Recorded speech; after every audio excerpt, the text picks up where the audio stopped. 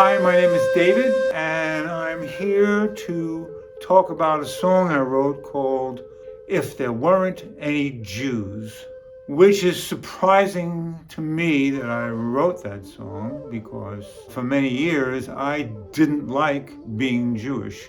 And that all started when I was born and raised in the Bronx. And when I was 5 years old, an Irish kid yelled at me for being Jewish, and then he cursed at me for killing Christ. I was 5. I had no idea I was Jewish, and I didn't know anything about Christ except whoever he was causing me a lot of trouble. And then I went to high school in Harlem. In Harlem, people didn't hate me for being Jewish. They hated me for being white. Okay, so then I moved to Vermont. In Vermont, people didn't hate me for being white or Jewish. They hated me for being a New Yorker. So this was the 70s. I moved to Oregon. In Oregon, people heard my New York accent and they thought I came from Australia. And they liked me. So I stayed, never told them I was Jewish. Except finally I did tell one guy, and he said, "Show me your horns." And I didn't know that Jews had horns. And then I moved to Seattle, and I was still denying, not telling anybody that I was Jewish while I was working in a delicatessen. It was called Matzo Mama's Jewish Jazz Deli. And one day this guy came in, we became friends. I went to his house, and he had a bone sitting on the windowsill. And I said, "What's that?" And he thought I was Jewish, and I should have known what that was. But he said, "Blow it." It turned out to be a shofar. And I didn't know it was a shofar. I'd never seen one, never heard one, because on the high holidays when I was a kid, I'd go to temple, but I never went inside because we couldn't afford the tickets. So I picked up the shofar and I blew into it, and out came "Mary Had a Little Lamb." And he laughed. It was funny. I put it in my act because I was working at the time as a comic and a musician. I put it in the act and I started playing it.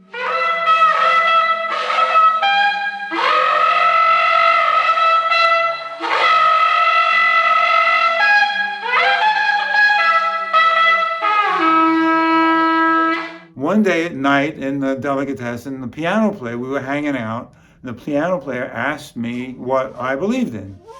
And I thought about it. I said, "I believe in Zen Judaism." And he said, "Well, as a Zen Jew, what do you believe?" And I said, "Well, in Zen, the idea is to live in the moment. In Zen Judaism, we want to live in the moment, but there's not enough time." And then I developed that whole religion. And in Zen Judaism, we have our own form of meditation. It's called transcendental hesitation. And we also have a band. We play world music, kind of African, Japanese, Jewish, Latin, Caribbean bebop. And I'm also trying to increase the popularity of the shofar. Next year, in fact, I'm coming out with a new CD. It's called Ram's Horn for Christmas. I'm going to play all the Christmas songs written by Jews on the shofar.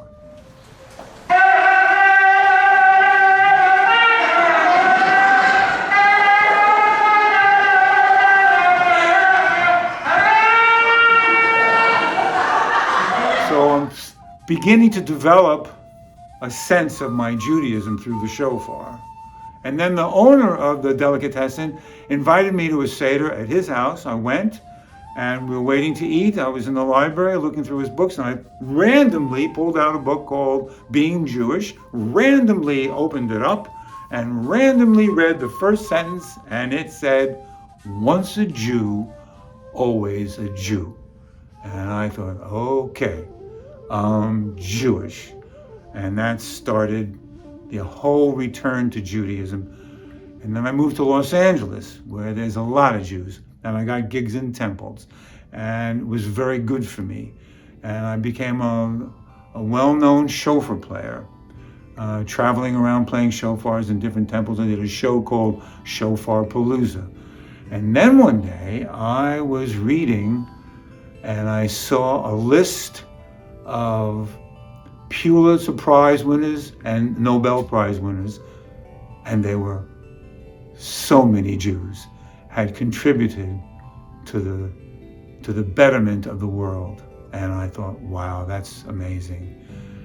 And a few days later, I was walking down my driveway just to throw out the garbage, and a melody just popped into my head, as melodies often do.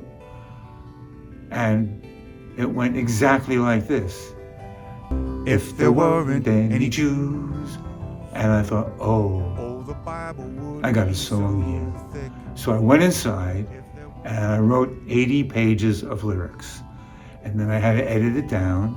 I finished the song, I recorded it, put it on YouTube. People liked it. I started singing it in temple gigs. People liked it. And then I thought, we should make an animation. And I found 2 Jewish animators, and I asked them how much it would cost, and they said about $24,000. And I thought, well, that's the end of that. And then I belonged to a group of writers and theatrical people and comics and musicians, and once a month we'd have a meeting. We would trade ideas and trade thoughts and contacts, and there was also an email list. And one day I was reading through the emails and I saw an email from a guy, and he was talking about being an animator. And I thought, I'll give him a call. And I called him and we hit it off right away. It was just mind-boggling. The connection. I told him what I was doing, he told me what he was doing, and I told him, well, why don't we get together and do this together? And it was phenomenal from the day we met. Of course, we had some disagreements because we're both really strong and creative, but the magic of Guy was that he knew, just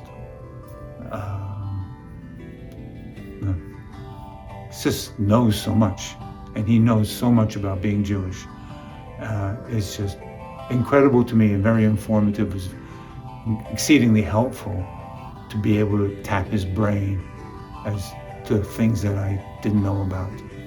So we worked together, and we worked together for probably 4 or 5 years. Some money came through in the beginning, and not a lot. I'm not talking thousands, like hundreds, but it was good.